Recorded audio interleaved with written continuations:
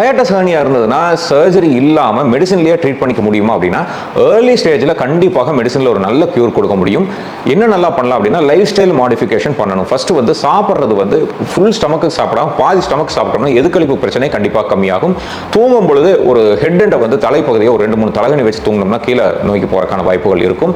இது எல்லாத்துக்கும் மேலே கண்டிப்பாக உடற்பயிற்சிகள் ரொம்ப முக்கியம். உடற்பயிற்சினா நான் வாக்கிங் 2 hours போகிறேன் 5 hours போகிறேன் அப்படிங்கிறதெல்லாம் யூஸே ஆகாது. இந்த ஹையட்டஸ் ஹெர்னியாக்கு 15 to 20 minutes ஏதாவது ஒர்க் அவுட் பண்ணிங்கனாலும் கெஸ் வாங்குற மாதிரி இழப்பெடுக்கிற மாதிரியான ஒரு எக்ஸசைஸ் பண்ணிங்கன்னா அந்த வேகமாக டயஃப்ரம்ங்கிற படலம் மூவ் ஆகி க்ளோஸ் ஆகும்போது இந்த ஹையட்டஸ் ஹெர்னியா கொஞ்சம் டைட்டன் ஆகும். ஒரு 10-15 நாட்கள்லேயே உங்களுக்கு அந்த சிம்டம் ரிலீஃப் இதன் மூலியமே பார்க்கலாம். இதை தவிர மெடிசின்ஸ் நிறைய வந்து ரொம்ப ஹெல்ப்ஃபுல்லாக இருக்கும். உங்களோட கேஸ்ட்ரோஎன்டராலஜிஸ்டோட ஒரு அட்வைஸ் பிரகாரம் இதை எடுத்துக்கிறது மிக முக்கியம்.